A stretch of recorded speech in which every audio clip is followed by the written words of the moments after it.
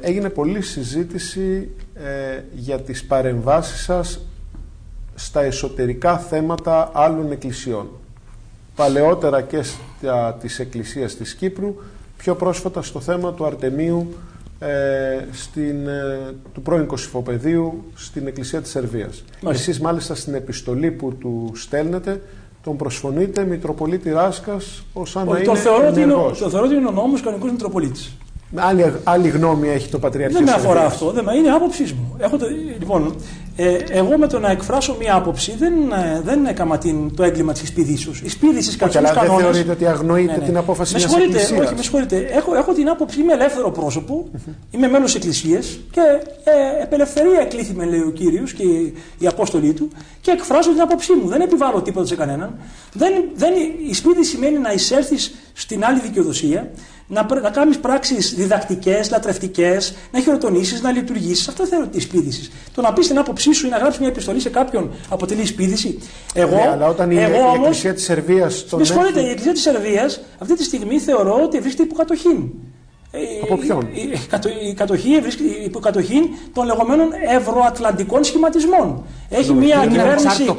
Ο Πατριάρχης Σερβίας Ειρηναίος έχει μια κυβέρνηση αχυρανθρώπων, δυστυχώς, οι οποίοι επιδιώκουν την παντή σθένη και τρόπο πρόσδεσή τους με το ευρωατλαντικό άρμα.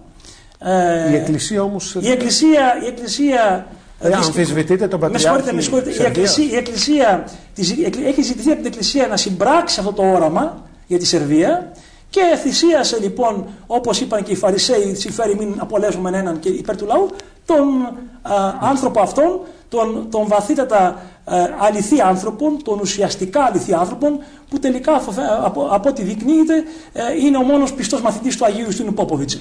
Ο άνθρωπος αυτός λοιπόν, να πω αμφισβητείτε τον Πατριάρχη Σερβίας? Δεν αφήσετε τον Πατριάρχη Σερβίας.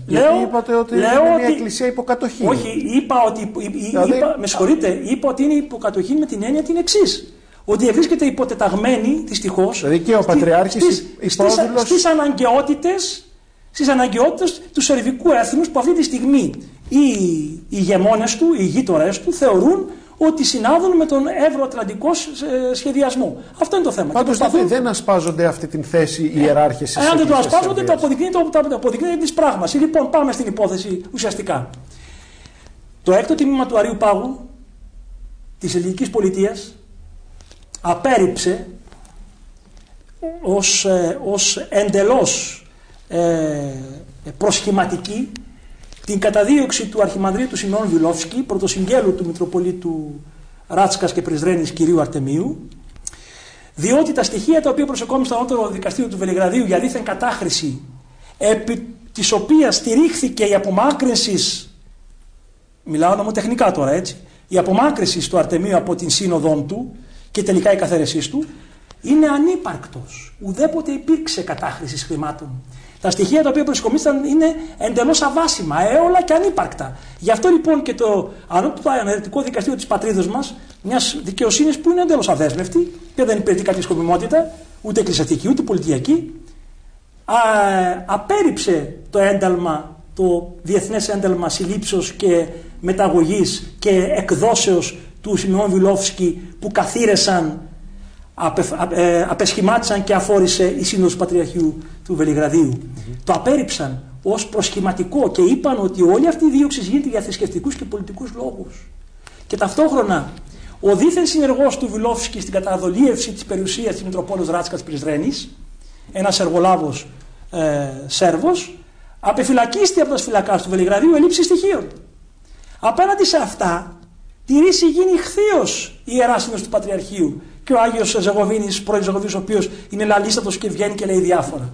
Σε αυτά να ομιλήσει επάνω και να μας εξηγήσει πώς είναι δυνατόν να είναι προσχηματική η δίωξη κατά του Βιλόφσκι και ταυτόχρονα να τον καθαιρούν και να τον αποσχηματίζουν για καταχραστή και δόλιων άνθρωπων. Και επάνω σε αυτό να στηρίζουν την καθαίρεση και την απομάκρυνση του Μητροπολίτου. Τότε γιατί έγινε? Έγινε για ένα λόγο. Διότι ήταν βαρύς και βλεπόμενος από τον αμερικανικό παράγοντα και από το ισλαμικό στάτους του Κωσόβου. Αυτή είναι η πραγματικότητα. Και το επέβαλαν αυτό στην κυβέρνηση της Σερβίας, η οποία το έβαλε με τη σειρά της στο Πατριαρχείο της Σερβίας. Αυτή είναι όλη η κατασκευή. Και αυτή είναι η πίστη μου. Αυτό είπα σε επιστολή μου προς τον ίδιο, πουθενά αλλού. Ούτε στον Πατριάρχη, ούτε παρενέβη πουθενά αλλού. Πώς λοιπόν εγώ είχα σπίτι στο Πατριαρχείο Σερβίας?